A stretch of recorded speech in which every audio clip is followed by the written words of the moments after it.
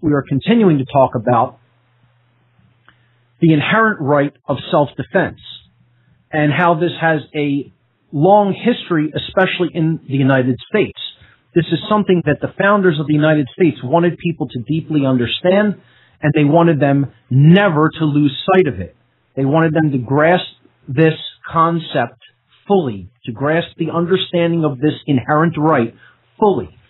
And last week, I said we were going to review some of the things about natural law, like force versus violence and the Second Amendment. I didn't really get into that to the extent that I wanted to, because I kind of went off on a tangent about all of the people who were calling for gun grabs at this time in a completely emotionally driven mind state in which they're not really thinking clearly and they're just listening to the suggestions of the state that is always going to propose the solution, quote unquote, to any problem, any given problem or set of problems that leads to the greater amount of control over the populace for the state, of course. But there's a language barrier in place. And another thing we have to really keep sight of is when we're talking about our inherent rights, we can't get caught in semantics and start splitting hairs. We need to just speak very plainly and clearly about right versus wrong. That's all this is ultimately about, ladies and gentlemen. And anybody that's claiming that they have a right to disarm somebody and make them a helpless victim is wrong. Period. The end. That's all you really need to understand about gun rights or gun control. That gun control is people control. It's not about guns, it's about control. And if you take away someone's right to defend themselves, you're leaving them as a helpless victim that really has no option to do anything except lay down and beg for mercy. Guns are an equalizing force in society. And again, I am someone who advocates 100% fully the non-aggression principle. I'm telling people violence is the entire problem of the world, that there should not be violence, that anybody who's conducting violence is in the moral wrong and should be dealt with. That's what I've been telling people. We don't have a right ever to use violence. So I don't know where people come off with the idea that somehow gun ownership is connected with violence. That's a state of mind that exists in each individual that has nothing to do with the ownership of a gun. People will acquire a gun for many different purposes. Those who really understand what guns are for, their primary usage, as opposed to their ancillary usages, which I did talk a bit on last week. The primary usage of any gun is for defense of freedom when tyranny is encroaching. That's the primary use of a gun, to keep your freedom. And the ancillary or supportive usages of guns are, yes, for protection on the street when walking in open territory against maybe just the average citizen psychopath, okay? Not the government psychopaths. And then the other secondary reason is for defense within your home against the average citizen psychopath. But that doesn't mean that those are the primary usages. Again, those are ancillary usages. The primary usage of any arms is for the defense of your freedom when a psychopath calling themselves, a group of psychopaths calling themselves government are coming to take your freedom away when they have no right to do so. That's what guns are for. And people say, well, what do you need a battle rifle in your house for? Why? Because the government has them. That's the answer. Plain and simply. The answer of why anybody needs battle rifles is because the government has battle rifles. Okay? If you don't understand that, you're a naive fool. That if they have better weaponry than you, there's going to be tyranny. And they do. That's why there's tyranny now. And to give up more defensive capability through giving up guns is just plain stupid. And it means you don't understand your rights, you don't understand the primary usages of guns, and you certainly don't understand the principle of self-defense. when violence is being conducted against you. I tell people I am 100% for peace. I am peace-filled. I am filled with the spirit of peace because I live my life in the non-aggression principle of being. I do not ingress against other people's free will. I am not a dominator. I don't tell people what they can and cannot do, so long as they are not hurting me or anyone else. Once you initiate force, coercive force, that's violence. Initiation of coercive force. That's called violence. No one has that right. I am for nonviolence. Does that mean I am a pacifist? Absolutely not. I think pacifism is a totally loathsome ideology that is also morally wrong. Now, how could I just make the statement, I'm totally for peace and consider that I am filled with the spirit of peace, and yet I consider the ideology of pacifism loathsome and morally wrong? Well, very simply, pacifism is different than nonviolence. Pacifism is different than the non-aggression principle, combined hand in hand with the self-defense principle. Pacifism is the ideology, is a right-brained imbalanced ideology. Chronic right-brain imbalance is where the ideology of pacifism comes from. And notice I do not call it a philosophy because it is not the love of wisdom. A pacifist doesn't have any wisdom. A pacifist is self-loathing because they will sit and take violence when it is being done to them and not respond with defensive use of force. Even if they tell the person you have no right to do this, you can give them that chance to back off. You don't have this right. I don't wish this to be happening to me. You're hurting me. Stop. I'll even go so far as to say, try that first. Sure. But if they don't stop and you sit there and continue to take abuse, ultimately, at some level of consciousness, that means you hate yourself. Quite simply, quite plainly. You have to have self-loathing within you to continue to act that way. You have to believe somehow that that person has the right to continue what they are doing. And I find that morally wrong. I think that's not a right to sit there and not defend the self. Even if it is just the lowercase s self. Because by doing a disservice to that lowercase s self, by letting people usurp your natural rights in this world, do violence against the body when you don't wish it being done, you're ultimately doing disservice to the higher S self, the true self, the soul, and the spirit, if you will. And I don't see anything right in that. This is why we need to understand both the non-aggression principle and the principle or the inherent right that exists in nature to defend oneself against violence. So we talked about the Second Amendment and how the people who founded this country and attempted to put this understanding into the populace were very unambiguous about it. People think, oh, there's all these interpretations and reading into, quote unquote, reading into the Second Amendment. There is no reading into the Second Amendment, ladies and gentlemen. If you think there's reading into it, you don't know what you're talking about. There is no interpretation of it. Now, not to say that this is somehow God's word or anything like that. It's not the law of nature. It's not natural law. It's not cosmic spiritual law. It's common sense is what it is. Pure and simple. And instead of trying to read into it and interpret it, I have, put forward the radically crazy notion that maybe we should just go to the words of the people who actually wrote it. Wouldn't that be something? If you want to know what they meant, why not ask the people who wrote it? Why not look at their writings? And they were totally, completely unambiguous about what they meant by it. See, it's a mind control tactic to tell people, well, it's open to interpretation. No, it's not open to interpretation.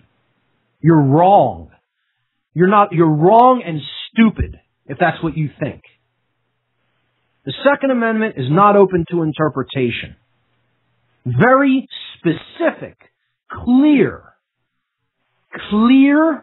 unambiguous concepts were laid down in that the founders of this country intended and were not ambiguous about in the slightest bit.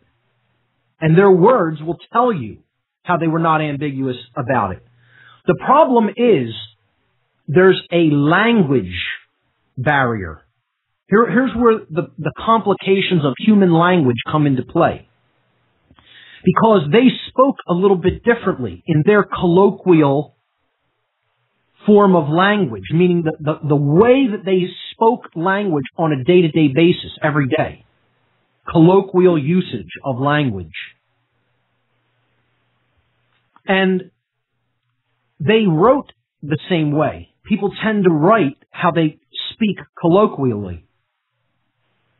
Therefore, there's this language barrier. And people say, well, it was English then, it's English now. That is true, but colloquial English is not the same today as it was in the late 1700s. Herein lies the problem.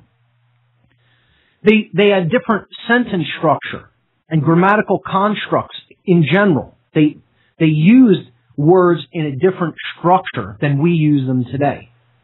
Yes, they have the same words because it's the same English language, but again, the colloquial usage and the way that they wrote is slightly different than the way we speak and write today. And therefore, because of this divide in language from colonial English and early American English up through modern English, we believe that, erroneously believe, many people today, that there is somehow a way that the Second Amendment can be interpreted through modern language and through misunderstandings of their form of colloquial English, and therefore somehow it can be interpreted completely different than as the founders intended. The actual writers of the Second Amendment as well intended it.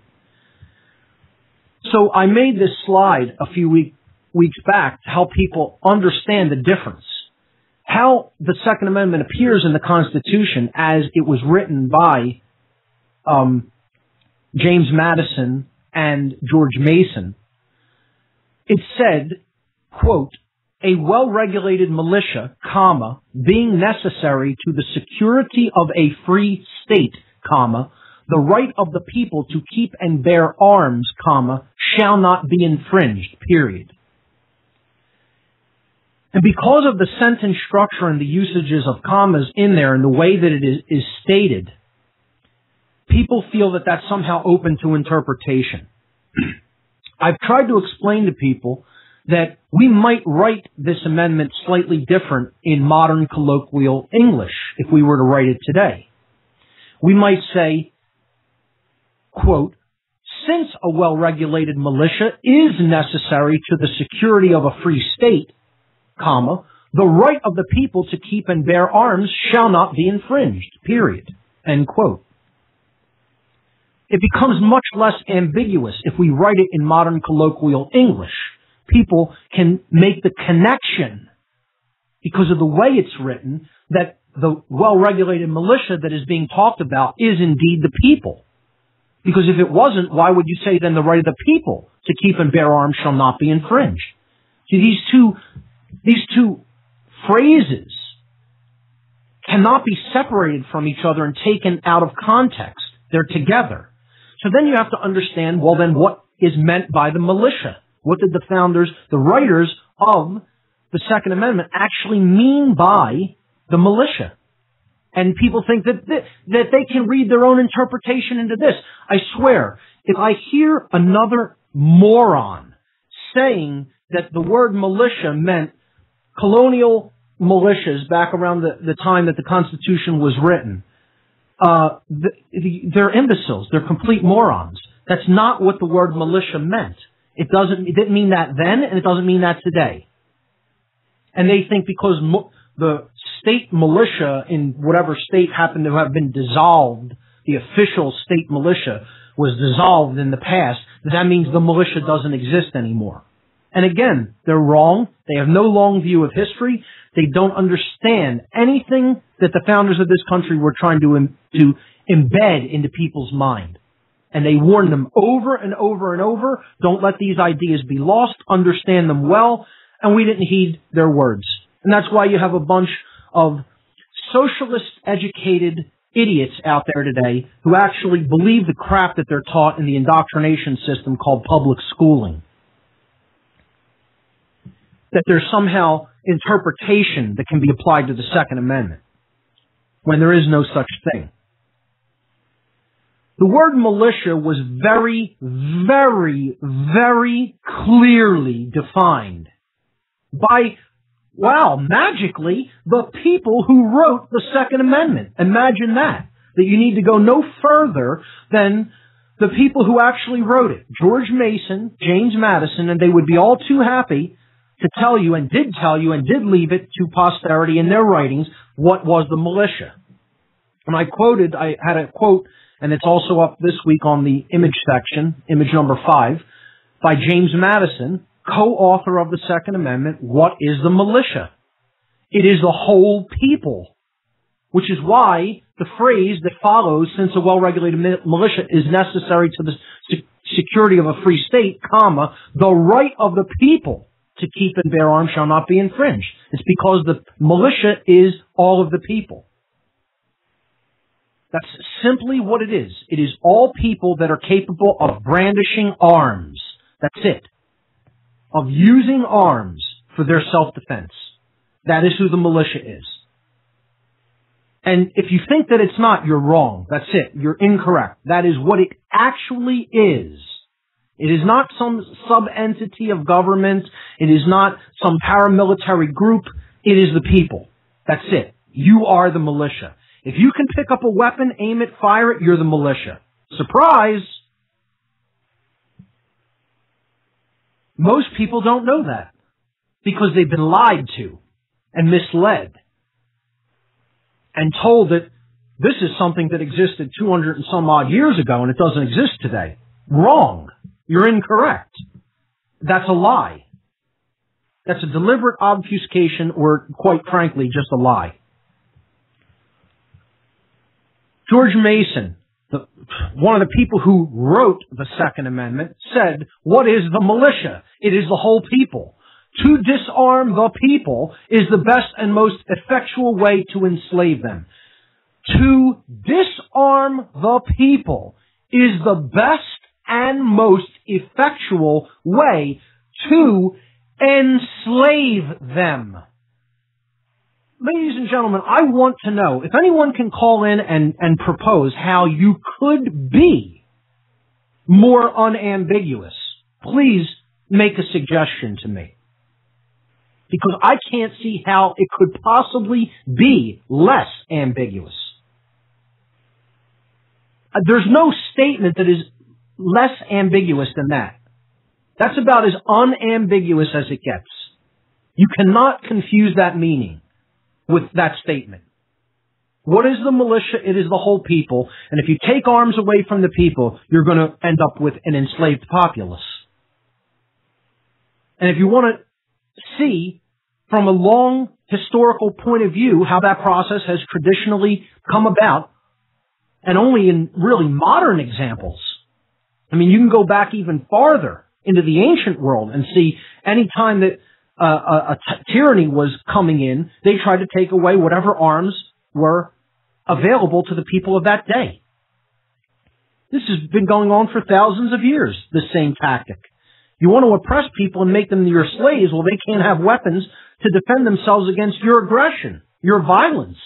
It only makes common sense, which is unfortunately what morons who've been indoctrinated don't have. Because they're state worshipers. They are the worshipers of violence. They don't understand that the state is violence, that it's not free will, it's violence. It's the initiation of coercive force against free will. That's what government is. And there's only two kind of people. You either believe in the non-aggression principle and a truly free society in which there are no rulers and there are no master-slave relationships, or you are what I now call, I don't even like the term statist. I want to call the people who believe in the violence ideology, it's not a principle, it's not a philosophy, it's an ideology. Those who believe in the right to violence, okay, the violence ideology, the erroneous violence ideology, okay, I want to start calling them archonists, because that's what they really are. There's anarchists and there's archonists. And I think that really explains the dichotomy even better than saying statists, because most people don't even grasp what that is. And I understand, well, you're using an even less used word, an archonist. What the hell is that, most people will say. But see, it makes that distinction in the etymological root of the language, of the word. The word archon is where we get the word anarchy, archon. Archon means ruler, master. Master over a slave. A ruler over a subject. That's what archon means in Greek. I mean, don't even take my word for it. Get a Greek dictionary. Go look up the Greek translations online. Type in the word archon, A-R-C-H-O-N. It means master or ruler. Meaning one who has slaves or subjects. And an anarchist is one that inherently rejects a master-slave relationship. It does not mean chaos. Anybody that thinks that, you don't know the meaning of the word. You've been conditioned through mind control tactics of repetition and obfuscation. Repeating the same thing, repeating the same lie over and over again. Anarchy means chaos. Anarchy means chaos. No, it does not.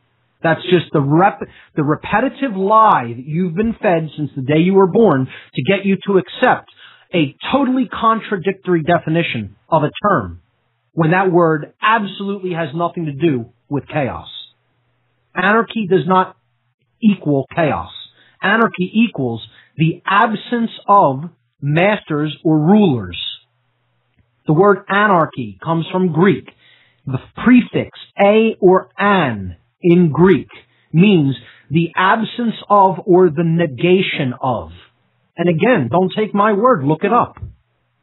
If you tack on a or an in front of a word in Greek, it therefore makes it its negative or its opposite or meaning the absence of. In other words, this thing not being present. The second part of the word anarchy comes from the Greek word archon, which I just told you meant master or ruler. So if you put them together, anarchon, anarchy, means the state of there being the absence of masters. There is no master-slave relationship because there is no master. There is no ruler. It doesn't mean no rules. There are always rules present in nature.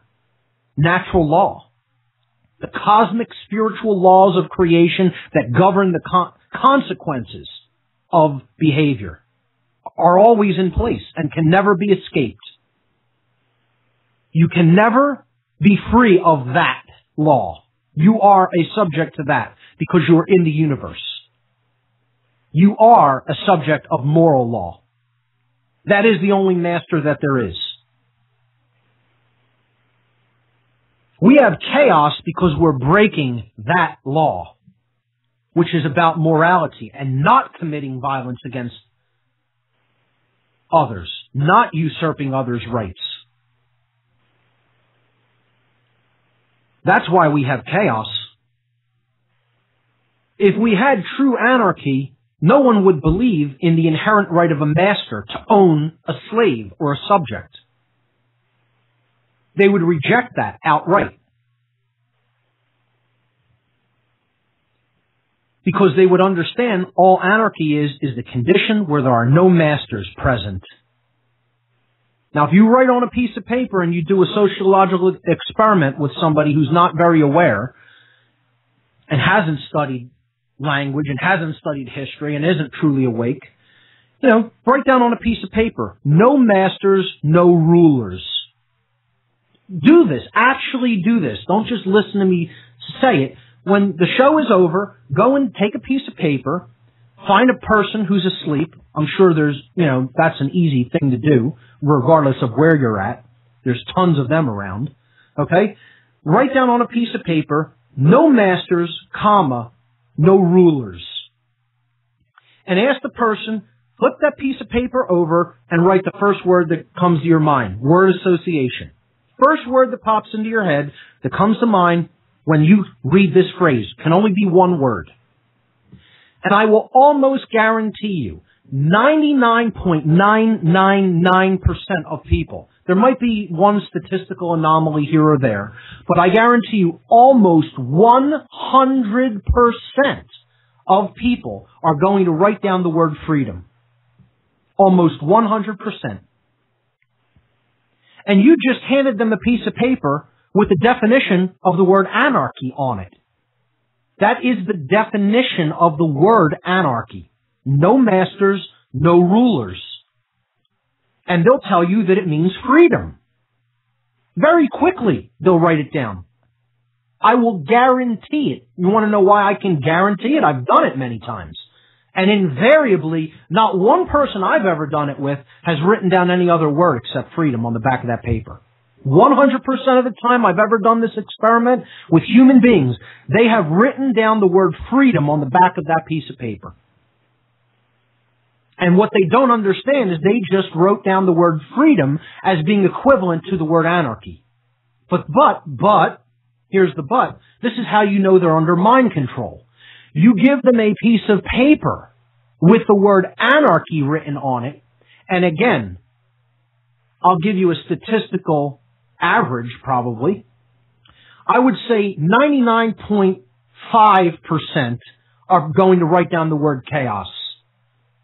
And again, I've done this and I have gotten occasionally a different response when you write down anarchy and you say you can only respond with one word. That's the key. No phrases, no sentences. Don't try to write a definition down. It's a word association game. Anarchy, and then give me the word that first pops into your head. And 99.5% are going to write down the word chaos. Guaranteed. Again, do it. I'd like to hear people. How about this? Here's a great social experiment. How about next week we open up the phone lines for everybody who has done this social experiment, and you give me your results. You report your results on the air. And tell me about the people's reactions when you tried to educate them about what the word really means. Because they have been conditioned and brainwashed into thinking that the state of no rulers and no masters, called anarchy, means chaos. Because that's exactly what archons want you to think it means. A master or a ruler wants his subjects to think there would be chaos if he wasn't ruling them anymore. That's why they put this word obfuscation into the mindset of the people and tried to convince them to believe that's anarchy. Look at that bad behavior. That's anarchy. No, that's called violence. Violence is not anarchy.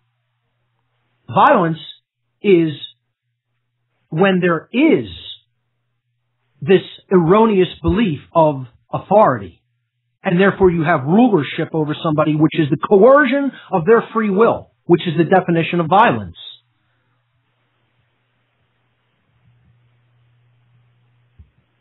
So, I propose we start using the term archonists, which has much less ambiguity than the term statist. Because then you have to get into the whole concept of, does the person even understand that the state is violence? That that's the definition of what statism is. And most of them don't understand that. Maybe we can get them to a better understanding of just the claim of rulership over them as a subject and a slave. If we start using the term archons, archon, are you an archonist or an anarchist? There's no in between. Either you believe that we have either you know that we have inherent sovereignty, that we are not the subjects or slaves of any other man, woman, or group of men and women, or you advocate the violence ideology at some degree or another. There is no in between, folks. There's no real gradations of government. Either you're an anarchist or you are an archonist. Either you know that we're already inherently free and sovereign, and you advocate the non-aggression principle of non-violence, or you are an archonist that advocates violence and the erroneous notion of the authority in man and some subset of humanity's right to rule and the vast bulk of humanity having some sort of a moral obligation to obey their commands. That's archonism, otherwise known as statism. There's really no in between. All it is shades of violence. You could call it that. But you're still advocating violence. And that's for minarchists, constitutionalists, and otherwise. If you advocate government, you advocate violence because they're equivalent. Government is violence. It's the claim of authority and other people being your subject under your jurisdiction. You're their master. You can dictate arbitrary commands called laws, and other people have a moral obligation to obey it. And if you think that, you're wrong. You are wrong. You are advocating wrongness, wrongdoing. That's why you're incorrect. See, when you're incorrect, it leads to violence. It leads to wrongdoing. That's why it's important to understand the difference between right and wrong, and the difference between truth and falsehood. Because when we believe in falsehoods, like authority, invariably wrong is going to be done because we've accepted that into our worldview. That's why we have to be right or correct. We have to know the truth. Not believe in anything, know the truth. Again, for people who happen to come at this even from a religious perspective, and I gave a quote from Jesus about last week from the New Testament, the book of Matthew, how he didn't come to bring peace. He came to stir things up here because this world needs stirring up and to turn people against each other, actually. Those who were for the truth and those who were for the violence ideology. And again, that doesn't mean that I accept Jesus as a historical figure. I understand astrotheology. You know, people write and say, oh, you do understand, Jesus was a fiction. It doesn't matter, folks. I get the philosophy of the words. That's what's important. You want to split hairs about whether somebody existed or not, and that's what you want to make your whole, energy spent toward. Go ahead. I think that's useless. If there's wisdom in something, then I'm going to follow it. I'm going to put my energy behind that. I follow where the truth leads. That's the only thing I follow. I'm not a follower, except of the truth. I don't follow anything that goes on in this world. I follow the truth which exists inherently and independently of anything that's going on in this world. The truth is simply that which is. It doesn't change. Things that take place in this world, this is the place of all change.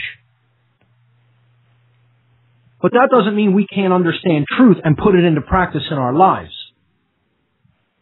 It means it's not inherent to physical circumstances or conditions here. It exists completely independently. It exists inherently in and of itself, regardless of what happens to be taking place. So that's the force I follow, the force of truth, which leads to the expansion of consciousness, which is love. That's why truth comes first in the equation. Truth, love, freedom. The true great work. The threefold great work. The 3-in-1. Truth has to come first. Because your actions have to be based on correctness, rightness. You have to understand what natural law is and get it right. And then base your actions on that. Then you're acting in harmony with truth. Then that is the expression of love. To actually do that work is the expression of love. To put it into action. That's doing the will. Capital W. And then the expression or the result will be freedom. True freedom. Capital F. It's a progression. You can't take it out of order. Just like you can't take the trivium out of order, you can't take the great work steps out of order. Truth, love, freedom. Love doesn't come first. Truth comes first. The acceptance of truth is the expression of love. And then the manifestation is freedom. So, going back to the concept that either you're an anarchist or a archonist, either you accept the non-aggression principle and sovereignty, or you believe in master-slave relationships and violence to keep it that way. There is no in-between. Get out of the head cage, folks, of thinking that there are gradations when it comes to this. There's not. It's all one way. The truth is all one way. It's extremity. People will say, Mark, you're an extremist. Yes, I'm an extremist. Because the truth is extreme. You need to get out of all of the mind control. If you still believe in any amount of government, you're under mind control. You're still in the head cage to a degree. You may be in less of it if you believe in monarchy or, constitutional republic than people who advocate, socialism or communism or fascism or other forms of oppressive government regimes. But you're still in the head cage. You're still under mind control. Go all the way, folks. This is why I keep repeating the phrase of wisdom given by the Buddha, Siddhartha Gautama. And again, whether you believe this is a physical, historical being or not, that's not relevant here. Again, I get what astrotheology is. I talked about it enough on my show. I think I understand it pretty extensively, actually. We're not splitting hairs. We're talking about the wisdom, the idea here, the philosophy. He said there's only two mistakes you can make on the path to truth, not starting and not going all the way. For those who are already on the path, don't make the mistake of stopping and setting up your tent halfway up the mountain. Go all the way to the peak, all the way to the summit. You'll get a better view from up there. Trust me. Don't trust me, just do it, actually. Just go all the way. You'll see the truth as it really is. The world as it really is from that peak, that summit. So again, all of these statists, these archonists, these ones who want to advocate the continuation of master-slave relationships, basically they are advocating slavery. If you advocate for the continuance of government, you are an advocate of human slavery.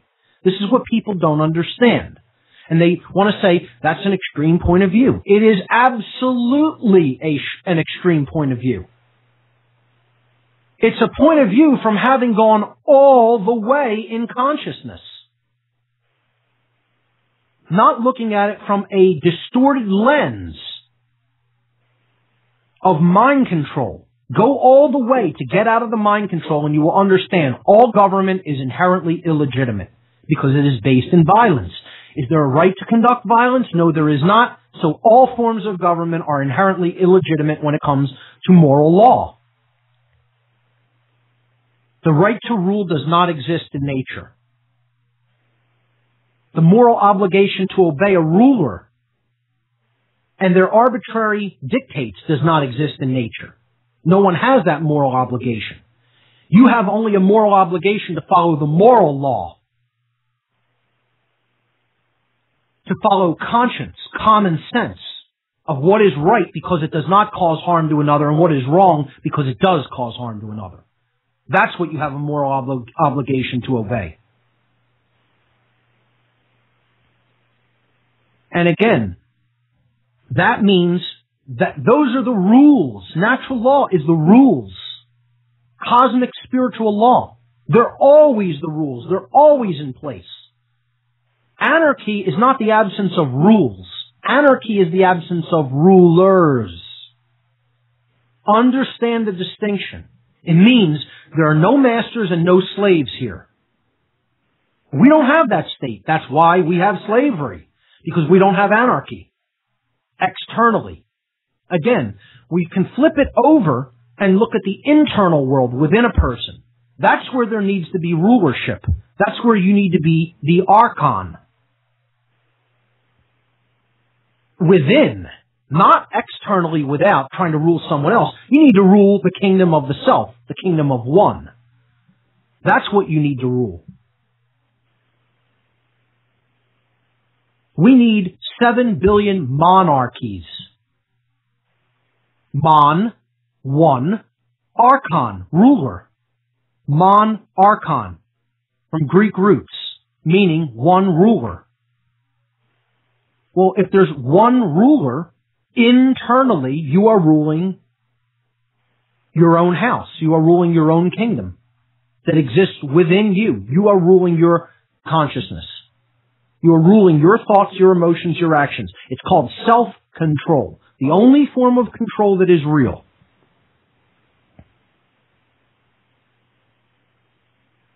One ruler.